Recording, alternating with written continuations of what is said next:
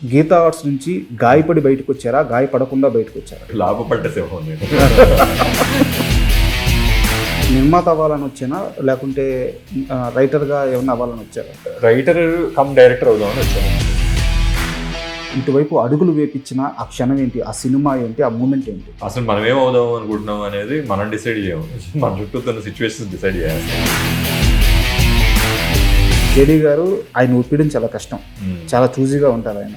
16 సంవత్సరాల నుంచి 15 సంవత్సరాల నుంచి ఆయన ఒక్క ఛాన్స్ కోసం తిరుగుతున్నారు. సో ఇది డేరింగ్ డిసిషన్. చిన్నప్పటి నుంచి చూస్తున్నామండి. గాయపడ్డ సింహంలో సలార్ కానీ వేరే సినిమాలు కానీ స్పూఫ్లు ఉండబోతున్నాయా, ఓన్లీ రెఫరెన్స్లు ఉండబోతున్నాయా? ఒక సర్ఫేస్ లెవెల్లో చేశారు కానీ ఇంత బాగా ఎప్పుడు ఎవరు చేయలేదు. అసలు దీన్ని ఏమంటారు? ఆయన నుంచి కొన్ని ఎక్స్పెక్ట్ చేయని థింగ్స్ అయితే మీరు చూస్తారండి. నాకు అర్థం కాదు ఒకే ఒక క్యారెక్టర్ ఫరియా గారిది. అయితే ఆ సీన్ వచ్చినప్పుడు నాకు చెప్పండి, సరేనా? She is the frame of the story. Hi, welcome to my show. ఈ మే 1వ తేదీన గాయపడ్డ సింహం మూవీ రిలీజ్ కాబోతుంది. ఇప్పటికే ఈ విషయం అందరికీ రిజిస్టర్ అయిపోయింది, ఎందుకంటే ఆ మూవీ టీం, ఆ యూనిట్ అలా ప్రమోషన్స్ చేస్తున్నారు. అయితే ఈ నేపథ్యంలో ఈ చిత్ర నిర్మాత భానుకిరణ్ ప్రతాప్ ఈరోజు మనతో ఉన్నారు. ఎలా వచ్చింది, సో ఎంత ధైర్యంగా ఉన్నారు, ఇలాంటి అన్ని విషయాలు తెలుసుకుందాం. హాయ్ సార్, నమస్తే. హలో అండి, నమస్తే అండి. సార్, ఫస్ట్ ఆఫ్ ఆల్ మీకు కంగ్రాట్స్ ఎందుకు చెప్పానంటే, మామూలుగా ఏ సినిమా రిలీజ్ అయ్యే ముందు ప్రమోషన్స్ చాలా కీలకం, బట్ మీరు ప్రమోషన్స్ అదరగొట్టేస్తున్నారు. ప్రతి ఒక్కరికి మూవీ రీచ్ అయిపోయింది. అంటే మీది యంగ్ టీమ్ కావడం వల్ల, యూనిక్గా ప్రమోషన్స్ చేయడం వల్ల చాలా సక్సెస్ అయ్యారు ప్రమోషన్స్ విషయం. అయితే ఇంటర్వ్యూలోకి వెళ్ళే ముందు నా దగ్గర ఒక పెద్ద క్వశ్చన్ ఉంది. ఆ పెద్ద క్వశ్చన్తో ఇంటర్వ్యూ స్టార్ట్ చేస్తాను. మన సినిమా టైటిల్ గాయపడ్డ సింహం. మీరు గీతా ఆర్ట్స్ నుంచి గాయపడి బయటకు వచ్చారా, గాయపడకుండా బయటకు వచ్చారా? లాభపడి బయటకు వచ్చా. లాభపడ్డ సింహం నేను. లేదండి, I share great relationship with Vasu. I share great relationship with Aravind garu. And you know ఇప్పుడు ఎలా ఉంటుందంటే, మనం కొన్ని కుదురుతాయి, కలిసి చేస్తాము, కొన్నిసార్లు కుదరవు. మనం ఏంటంటే ఇండివిజువల్గా కూడా ప్రూవ్ చేసుకున్నాం అనుకోండి, ఇంకొన్ని సినిమాలు మనం ఇంకొంచెం కాన్ఫిడెంట్గా చేయొచ్చు అనేది ఒక ఐడియా అనమాట. ఎప్పటికైనా సరే లైక్ యూనో ఒక ఇండివిజువాలిటీ కూడా ఉండాలి, అట్ ద సేమ్ టైం ఒక ఇన్స్పిరేషన్ కూడా ఉండాలి. నాకు ఎప్పుడు కూడా వాళ్ళు ఇన్స్పిరేషన్ అండి, లైక్ వాసు అండ్ అరవింద్ గారు నాకు గ్రేట్ ఇన్స్పిరేషన్. అండ్ ఫ్యూచర్లో లైక్ యూనో ఒక మంచి ప్రాజెక్ట్ ఏదైనా కుదిరింది అనుకోండి, వాళ్ళకి స్కోప్ ఉంది అనుకోండి, హ్యాపీగా డెఫినెట్గా తీసుకెళ్ళి నేను పిచ్ చేస్తాను. ఇంకో ప్రాజెక్ట్ చేసే ఛాన్సెస్ కూడా ఉన్నాయండి. సో ఇప్పుడు అయితే యాక్చువల్గా మీరు ఇండస్ట్రీకి రావడం నిర్మాత అవ్వాలని వచ్చానా, లేకుంటే రైటర్గా ఏమన్నా అవ్వాలని వచ్చారా? రైటర్ కమ్ డైరెక్టర్ అవుదామని వచ్చానండి నేను. ఓకే. ఫస్ట్ లో చెప్పే వాసుకి ఏమవుదాం అనుకుంటున్నాను అని అడిగాడు. సేమ్ మీరు అడిగిన క్వశ్చనే. రైటర్ అవుదాం అనుకుంటున్నాను అని అంటే, నీకు కొంచెం మేనేజ్మెంట్ ఎక్స్పీరియన్స్ ఉంది, వేరియస్ బిజినెస్లు అవన్నీ హ్యాండిల్ చేసి ఉన్నావు కదా, కార్పొరేట్లో కూడా ఉన్నావు కదా, ప్రొడ్యూసర్ కింద ఉంటే ఇంకొంచెం బెటర్ ఆపర్చునిటీస్ ఉంటాయి అని అన్నాడు. అండ్ నా దగ్గర ఉన్న యాసెట్ ఏంటంటే నా బ్రెయిన్, నా దగ్గర ఉన్న కథలు, నా దగ్గర ఉన్న రైటింగ్ టీమ్. సో ఆ పర్టికులర్ యాసెట్ సరిపోద్ది అన్నాడు వాసు. అది దట్ ఈస్ ఇనఫ్. అండ్ మన దగ్గర కథ ఉండి ప్రాపర్ ప్రాజెక్ట్కి డెలివర్ చేయగలిగే కథ ఉంది అని అంటే ఆటోమేటిక్గా డబ్బులు అనేవి వచ్చేస్తాయి, అది పెద్ద మ్యాటర్ కాదు అని చెప్పి నన్ను ఎడ్యుకేట్ చేశాడు వాసు. అక్కడి నుంచి ఇంకా అలాగా ఒకటి చేసుకుంటూ వస్తున్నాను. బట్ రైటర్ అన్నారు కాబట్టి నేను ఈ ప్రశ్న అడుగుతున్నాను. సెన్సిబిలిటీస్ చాలా ఎక్కువ ఉంటాయి సినిమా మీద. ఖచ్చితంగా ఏదో ఒక పాయింట్ ఆఫ్ టైంలో మీకు ఒక లవ్ కానీ ఒక ఇన్స్పిరేషన్ కానీ కలిగి ఉండొచ్చు. సో మిమ్మల్ని ఇటువైపు అడుగులు వేపించిన ఆ క్షణం ఏంటి, ఆ సినిమా ఏంటి, ఆ మూమెంట్ ఏంటి? చిన్నప్పటి నుంచి ఉండేదండి ఇది. డెఫినెట్గా నేను అంటే ఎక్కడో మనం ఒక ప్రెషర్లో, పేరెంటల్ ప్రెషర్ అవ్వచ్చు, పియర్ ప్రెషర్ అవ్వచ్చు, బయటికి చెప్పుకోలేమండి. మనకున్నా కూడా అసలు మనం ఏమవుదాం అనుకుంటున్నాం అనేది మనం డిసైడ్ చేయము, మన చుట్టూ ఉన్న సిచ్యువేషన్స్ డిసైడ్ చేస్తాయి. ఆ ప్రాసెస్లో 40 ఏళ్ళు వచ్చాయి నాకు. నేను కార్పొరేట్ జాబ్ చేయడం, ఆ తర్వాత పెళ్ళి అవ్వడం, పిల్లలు పుట్టడం అన్నీ అయిపోయాయి. మొత్తం రెగ్యులర్ ప్రాసెస్ అయిపోయిన తర్వాత కోవిడ్, యాక్చువల్గా అండి, టు బి వెరీ హానెస్ట్, కోవిడ్లో నాకు రియలైజేషన్ వచ్చింది. కోవిడ్ ముందు కూడా నేను కథలు వింటూ ఉండేవాడిని. కోవిడ్ ముందే మేము మిడిల్ క్లాస్ మెలడీస్ మేము చెయ్యాలి యాక్చువల్గా ఫస్ట్ ప్రాజెక్ట్. మా ఫస్ట్ ప్రాజెక్ట్ అవ్వాలి అది. బట్ అన్ఫార్చునేట్లీ మేము అది కొన్ని రీజన్స్ వల్ల చేయలేకపోయాము. ఆ తర్వాత ఆ ప్రాజెక్ట్ వదిలేసుకున్నాము. ఆ తర్వాత అలాగే కోవిడ్ టైంలో సీరియస్గా అంటే అప్పటికి నేను ఇంకా జాబ్ కంటిన్యూ చేస్తూ మల్టిపుల్ థింగ్స్ని హ్యాండిల్ చేస్తూ ఉండేవాడిని. ఒక మూమెంట్ వచ్చింది, let's like focus only on one thing అని చెప్పి, అది కోవిడ్ అండి. COVID is realisation point for me. Okay, but రైటర్గా కావాలనుకుని డైరెక్టర్గా కావాలనుకుని ఇండస్ట్రీలోకి వచ్చిన తర్వాత ప్రొడ్యూసర్గా మారిన తర్వాత అంటే మీరు మనీ ఎలా అయినా పుల్ చేయొచ్చు, బట్ దానికి రెస్పాన్సిబిలిటీ మాత్రం మీరే అవుతారు కదా ఫైనల్గా. సో అది రిస్కీ జాబ్ అనిపించలేదా? కథ మీద ఉన్న కాన్ఫిడెన్స్ తోటి ఇప్పుడు అనిపించలేదు. రెండోది, నా జర్నీ చూస్తే మీరు, నేను కథని తయారు చేసుకుని డెవలప్ చేసుకుని ఒక ఐపీ క్రియేట్ చేసుకుని కథని, ఆ ఐపీని తీసుకుని వెళ్ళి ఒక ప్రొడక్షన్ హౌస్ వాళ్ళు స్టూడియో మోడల్లో వర్క్ చేసేవాళ్ళు. వాళ్ళు వాసు ద్వారా నేను వెళ్ళి అరవింద్ గారికి వాళ్ళకి పిచ్ చేసినప్పుడు మనీ అనే ఒక ఫైనాన్షియల్ రిస్క్ ఏదైతే ఉందో అదంతా వాళ్ళే పెట్టుకున్నారండి. నా దగ్గర ఏంటంటే నేను క్రియేటివ్ అండ్ క్రెడిబిలిటీ, ఈ రెండు నా రిస్క్లు. Both are like very important. ఆ రెండు కూడా హ్యాండిల్ చేసుకుంటూ ఒక 4 ప్రాజెక్టులు అయిపోయాయి. చూస్తూనే 4 ప్రాజెక్టులు అయిపోయాయి 2 ఏళ్ళు 3 ఏళ్ళు. సో ఒక ఎక్స్పీరియన్స్ గెయిన్ చేసాము, ప్రాజెక్ట్ని ఎలా హ్యాండిల్ చేయాలో తెలిసింది. ఎప్పుడైనా సరే మనకి ఏమీ తెలియకుండా డైరెక్ట్గా వచ్చి దూకేసాం అనుకోండి, స్విమ్మింగ్ తెలియకుండా నీళ్ళలో దూకితే మునిగిపోతాం. కొంత ఏంటంటే మనం నాకు లైఫ్ గార్డ్ ఎవరో కాదు, వాసు అనమాట. లైక్ ఆ లైఫ్ గార్డ్ తో నేర్చుకుని ఇప్పుడు వచ్చాం కాబట్టి ఇప్పుడు ఫైనాన్షియల్ గా రిస్క్ తీసుకునే పొజిషన్ లో ఉన్నాం. ఎందుకు అని అంటే we know a bit about our craft. అయితే మీ బ్యాక్గ్రౌండ్ చెప్పండి. మీకు అంటే నాకు చూస్తుంటే నేను ఎందుకు అడుగుతున్నాను అనిపిస్తుంది, చెప్తాను. బాగా మొండితనం, ధైర్యం ఎక్కువలాగా ఉంది. సో అసలు మీ బ్యాక్గ్రౌండ్ ఏంటి? వెరీ మిడిల్ క్లాస్ బ్యాక్గ్రౌండ్ అండి. Father government job and native Bhimavaram.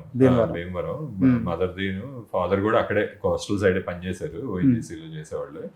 And regular post graduation చేసాము, కార్పొరేట్స్లో వర్క్ చేసాము. రెగ్యులర్ మిడిల్ క్లాస్ నుంచి అప్పర్ మిడిల్ క్లాస్ సెటప్ అంతే. అంటే ఏమీ లేదు. ఎందుకు అడిగాను మొండితనం ధైర్యం అని ఎందుకు అడిగానంటే, ఇప్పుడు గాయపడ్డ సింహం విషయానికి వస్తే జేడీ గారు ఆయన ఒప్పించడం చాలా కష్టం, చాలా చూజీగా ఉంటారు ఆయన. అది పక్కన పెడితే డైరెక్టర్ 16 సంవత్సరాల నుంచి 15 సంవత్సరాల నుంచి ఆయన ఒక్క ఛాన్స్ కోసం తిరుగుతున్నారు. సో ఇది డేరింగ్ డిసిషన్. అండ్ ఇంకోటి, నేను అంటే ఇలా అనొచ్చో లేదో నాకు తెలియదు కానీ తరుణ్ భాస్కర్ గారిని చాలా మంది యాక్సెప్ట్ చేశారు హీరోగా. మరి యాక్టింగ్ అంటే చాలా యూనిక్ ఇష్టం, బట్ కమర్షియల్గా లాస్ట్ ఎక్స్పీరియన్స్లో అంత గుడ్గా లేవు. సో అండ్ వీటన్నిటికీ మించి సబ్జెక్టు చాలా యూనిక్ పాయింట్, ఇప్పుడు దాకా టచ్ పాయింట్. సో ఇంత యూనిక్నెస్తో, ఇంత న్యూ పాయింట్స్తో మీరు ఇన్వెస్ట్ చేసి దిగుతున్నప్పుడు ఒక మొండి ధైర్యం అయితే కావాలి కదా. చిన్నప్పటి నుంచి చూస్తున్నామండి, పడి ఉన్నాము. అంటే అలా మొండితనం ఉండడం వల్లే అట్లీస్ట్ ఇలా వచ్చి నేను మీతో కూర్చొని మాట్లాడగలుగుతున్నాను అనేది నాకున్న స్ట్రాంగ్ గట్ ఫీల్. అండ్ మనం మొండిగా ఉన్నాము అని అంటే మొండితనం ఈజ్ నథింగ్ బట్ మేనిఫెస్టేషన్ నా దృష్టిలో. ఆ మేనిఫెస్టేషన్ ఆటోమేటిక్ గా టర్న్ అవుట్ అవుతుంది. అయినప్పుడు ఏంటంటే లైక్ మైండెడ్ పీపుల్ అందరు కలుస్తారు. ఇప్పుడు జేడీ గారు ఆయన విపరీతమైన, మీరు అన్నట్టు ఆయన స్కూల్ కదా. సో కానీ మేము ఇద్దరం మాట్లాడుకుంటుంటే ప్రేమించుకుంటున్నట్టు ఉంటది. చాలా తక్కువ ఇంటరాక్షన్ అయినా కూడా మేము ఇద్దరం అలా కూర్చుని మాట్లాడుకుంటుంటే ఎప్పటి నుంచో తెలుసు మా ఇద్దరికి, ఎప్పటి నుంచో ఉన్న ఒక బాండ్ లాగా అనిపిస్తుంది. అలాగే నాకు పవన్కి ఉన్న, పవన్ పిచ్చి మొండోడు, మామూలు మొండోడు కాదు అసలు. అందరు మొండోళ్ళు అవడం వల్ల సేమ్ బర్డ్స్ అన్ని లైక్ ఒకే చెట్టు మీద ఉన్నట్టు అందరం కలిసి ఒకటే. మా కళ్యాణ్ మొండోడే, అందరం కష్టపడి ఈ స్టేజ్కి వచ్చిన వాళ్ళు అండి. బట్ నాకు ఒక మూమెంట్ చెప్పండి. అంటే నేను ఇంతకు ముందు అడిగిన క్వశ్చన్, ఒక దర్శకుడు 15 ఏళ్ళ నుంచి ట్రై చేస్తున్నప్పుడు, 16 ఏళ్ళ నుంచి ట్రై చేస్తున్నప్పుడు ఒక మీటింగ్ మీతో జరిగింది. సో ఏం అబ్జర్వ్ చేశారు తనలో, ఏం అబ్జర్వ్ చేసి ఈ డిసిషన్ తీసుకున్నారు? నేను ఇతన్ని డెబ్యూట్ చేయించబోతున్నాను. ఆ డిసిషన్ రావడానికి ఎంత టైం పట్టింది, ఏం అబ్జర్వ్ చేశారు? అంటే to be very honest, Kashyap 16 ఏళ్ళు వెయిట్ చేశాడు అన్న విషయం నాకు తెలియదు అసలు. మనోడిని ఓకే చేసినప్పుడు యాక్చువల్గా నాకు పవన్ ఫస్ట్ గా చెప్పాడండి. అప్పుడే నాకు అసలు ఇది ఈ సినిమా ఎట్టి పరిస్థితుల్లో మనమే చెయ్యాలి, ఎలాగోలా చెయ్యాలి, డబ్బులు ఎక్కడో ఒకటి నుంచి తీసుకొచ్చానే చేయాలనే మొండితనం అయితే వచ్చింది. లక్కీగా నాతో పాటు నా ఫ్రెండ్ కళ్యాణ్ జాయిన్ అయ్యాడు. మేమిద్దరం కలిసి సప్తాశ్వం స్టార్ట్ చేసాం అనమాట. ఈ project was suppose to be the first film in Saptashwam. అయితే కశ్యప్ లో నచ్చింది ఏంటంటే విట్. తను విపరీతమైన వెటకారం ఒక క్యారెక్టర్ లో ఉంది తనకి. అది ఖచ్చితంగా స్క్రిప్ట్ వస్తుంది అనే నమ్మకంతో తనకు ఒక వెర్షన్ రాయమని చెప్పాము. తను వచ్చాడు, రాశాడు, చెప్పాడు. 100% నేను ఏదైతే ఎక్స్పెక్ట్ చేశానో అది ఉందండి ఆన్ పేపర్. ఓకే, యా, నమ్మేశాను ఇంకంతే. అయితే సినిమాకి సంబంధించిన ఇంకో ప్రశ్న, యాక్చువల్గా ఈరోజు ఉదయం నుంచి చాలా వైరల్ అవుతుంది. గాయపడ్డ సింహంలో సలార్ కానీ వేరే సినిమాలు కానీ స్పూఫ్లు ఉండబోతున్నాయా, ఓన్లీ రెఫరెన్స్లు ఉండబోతున్నాయా? అంటే ఒకటండి, ఇది మంచి క్వశ్చన్. ఈ కథ విన్నప్పుడు కథలా విన్నాం. ఇప్పుడు దీనికి ట్రీట్మెంట్ చేసి స్క్రీన్ ప్లే రాయాలి కదా. సో కశ్యప్ స్క్రీన్ ప్లే చేసి రాసి తీసుకొచ్చి చెప్పాడు అనమాట. చెప్తుంటే చాలా కొత్తగా అనిపించింది నాకు. కథ చెప్పే విధానంలో అతను వేరియస్ ఫిలిం రెఫరెన్సెస్ ని పెట్టుకుంటూ కథని ముందుకు నడిపిస్తున్నాడు అనమాట. నెరేటివ్ టూల్ కింద వాడుకున్నాడు ఫిలిం రెఫరెన్సెస్ ని. చాలా కొత్తగా అనిపించింది. ఇలా ఎప్పుడు అంటే లైక్ ఒక సర్ఫేస్ లెవెల్లో చేశారు కానీ ఇంత బాగా ఎప్పుడు ఎవరు చేయలేదు. అసలు దీన్ని ఏమంటారు, ఈ టైప్ ఆఫ్ నెరేటివ్ అంటే ఇప్పుడు ఫర్ ఎగ్జాంపుల్ నెరేటివ్ టెక్నిక్స్ ఉంటాయి, నాన్ లీనియర్ నెరేటివ్ టెక్నిక్ అని, లేదంటే ఒక్కొక్కరికి ఒక్కొక్క స్టైల్ ఉంటుంది, డిఫరెంట్ నెరేటివ్ టెక్నిక్స్ ఉంటాయి కదా. అసలు ఈ నెరేటివ్ టెక్నిక్ ఏమంటారు, అసలు ఇది ఏం జానర్లోకి వస్తుంది ఏంటి? కొంతమంది సింబాలిజంతో చెప్తారు, కొంతమంది మెటఫర్స్తో చెప్తారు, ఇలాగా ఉంటాయి కదా. నేను వెనక్కి వెళ్ళి అసలు కూర్చుని ఇది కొంచెం రీసెర్చ్ చేస్తే నాకు అర్థమైంది ఏంటంటే, మామూలుగా ఇప్పుడు సబ్ టెక్స్ట్ అనేది కూడా ఉంటుంది. సబ్ టెక్స్ట్లో మనం కథ చెప్తాం. రైటింగ్లో బ్యాక్ డ్రాప్లో ఏంటంటే ఇండైరెక్ట్గా కథ చెప్పే ఎలిమెంట్స్ని వాడతాం అనమాట. దాన్ని సబ్ టెక్స్ట్ అంటారు. ఇది ఇంటర్టెక్చువాలిటీ అని అంటారు దీన్ని. ఇది హాలీవుడ్లో చాలా ఒక యూజ్డ్ టెక్నిక్ అనమాట కథను చెప్పే విధానంలో.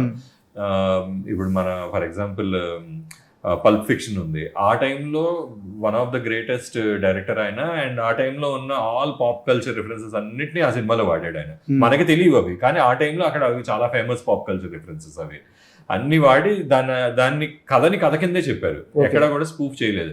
ఆయనకి ఇష్టం అవన్నీ. అప్పుడు ఆ టైంలో జరుగుతున్న రెఫరెన్సెస్ వాటన్నిటిని సెలబ్రేట్ చేద్దామని ఆయన సినిమా కథలో పెట్టుకున్నాడు అనమాట. అప్పుడు నాకు అనిపించింది కశ్యప్ కూడా అదే కదా ట్రై చేస్తుంది. దీన్ని మనం స్పూఫ్ అని అనలేము, దీన్ని స్పూఫ్ కింద చూడకూడదు దీన్ని. అండ్ ఇది ఏంటంటే ఒక కొత్త రకమైన నెరేటివ్ టెక్నిక్. అంతకుముందు వచ్చిందా అంటే నాకు తెలిసినంత అయితే ఇంత బాగా అయితే రాలేదండి. వాడి స్పూఫ్ కామెడీ ప్యారడీస్ చేసి ఉండొచ్చు, కానీ మన ఇండియన్ ఫిల్మ్స్ లో ఒక ఫిలిమ్స్ ని సెలబ్రేట్ చేసుకుంటూ ఫిలిం రెఫరెన్సెస్ ని పెట్టి ఆ ఫిలిం రెఫరెన్సెస్ తోటి కథని ముందుకు నడిపించడం అనేది it's a very new technique అండి. యాక్చువల్గా నేను సినిమా టీజర్ కానీ ట్రైలర్ కానీ మొత్తం కంటెంట్ ప్రమోషన్ కానీ చూస్తున్నప్పుడు నాకు చాలా ఎగ్జైటింగ్మెంట్గా అనిపించింది పర్సనల్. ఎందుకంటే అంటే నేను కరెక్టో కాదో నాకు తెలియదు, ఎందుకంటే నేను గాయపడ్డ సినిమా ఇంకా చూడలేదు కాబట్టి. మన అజిత్ గారిది గుడ్ బ్యాడ్ అగ్లీ అనే ఒక మూవీ వచ్చింది. సో ఆ మూవీ అజిత్ గారి ఫ్యాన్స్ కి పండగ అనమాట. ఎందుకంటే ఆయన పాత సినిమాల రెఫరెన్స్ అన్నీ ఉంటాయి, బట్ ఈ సినిమా స్టోరీ టెల్లింగ్ అనేది ఎక్కడ డిస్టర్బెన్స్ అవ్వదు. అంతే. సో నేను ఆ నెరేటివ్ అనుకుంటున్నాను. Correct. Exactly that's what we tried. Okay, we were celebrating all our favourite films. ఇప్పుడు డైరెక్టర్ కింద తను కొన్ని సెలబ్రేట్ చేసుకున్నాడు, ప్రొడ్యూసర్స్ కింద మేము కొన్ని లైక్ యూనో ఇక్కడ మేబీ ఇది కూడా సెట్ అవుద్దేమో ట్రై చేద్దాం అని చెప్పి అలా మేము ఏమీ ఇరికించలేదు. ఆర్గానిక్ గా అన్ని అలా సెట్ అయ్యాయి. అవన్నీ కూడా నెరేటివ్ ని ముందుకు తీసుకెళ్తాయి, అవన్నీ కూడా కథని ముందుకు తీసుకెళ్ళేవి. బట్ ఇదే కరెక్ట్ నిజమైతే చక్రి గారి జేడి చక్రవర్తి గారి ఫ్యాన్స్ కి పెద్ద పండుగ అని చెప్పుకోవచ్చు. ఎందుకంటే ఈ తరానికి తెలుసో తెలీదో మేబీ చెప్పలేం, కానీ ముందు తరం వాళ్ళకైతే ఆయన సత్య సినిమా కానీ చూస్తే అంటే ఇండియన్ ఫిల్మ్ హిస్టరీలో ఎప్పుడు కూడా ఒక గోల్డెన్ హిస్టరీ అన్నమాట. అది Indian film world film one of the best films కింద వస్తుంది. సో ఆయన చేసిన సినిమాలు అంటే ఆయన మామూలుగా ఇక్కడ రీజనల్ గా కొట్టిన హిట్స్ కూడా మామూలు హిట్స్ కదనమాట. అవన్నీ రీకాల్ అవుతున్నప్పుడు స్క్రీన్ మీద చూస్తుంటే రీకాల్ అవుతూ ఉంటే ఖచ్చితంగా ఆ క్యారెక్టర్ ఆడియన్స్ రిలేట్ చేసుకుంటారు. అదే గారిని అయితే కొత్తగా ప్రెజెంట్ చేసామండి, no doubt about it. And never seen Avatar అయింది. అండ్ ఆయన నుంచి కొన్ని ఎక్స్పెక్ట్ చేయని థింగ్స్ అయితే మీరు చూస్తారండి, నో డౌట్. అసలు సర్ప్రైజ్ అవుతారు, అప్రిషియేట్ చేస్తారు. అండ్ ఇంకో సీరియస్ క్వశ్చన్ కూడా నా దగ్గర, ఇది నా డౌట్. యాక్చువల్గా ఈ సినిమా స్టోరీ నెరేట్ చేసినప్పుడు అంటే అప్పుడు నెరేషన్ చేయడానికి వెళ్ళినప్పుడు తరుణ్ భాస్కర్ గారు ఈ మూవీ చేయను అని చెప్పారంట. రీజన్ ఏంటి? నిజమే అండి, ఆయనకి అసలు ఆయన డైరెక్ట్ చేసుకుందాం అని ఈ ప్రెషర్ తట్టుకోలేక ఆయన నేను డైరెక్ట్ ఆయనకి ఆయన ప్రయారిటీలో డైరెక్షన్ ఉంది. అండ్ అది ఇయన్నియా లేదంటే ఇంకో సినిమా కూడా ఏదో ఆయన కంటెంప్లేట్ చేస్తున్నాడు ఆ టైంకి, ఒక యాక్షన్ ఫిల్మ్ చేద్దాం అనుకున్నాడు ఆయన.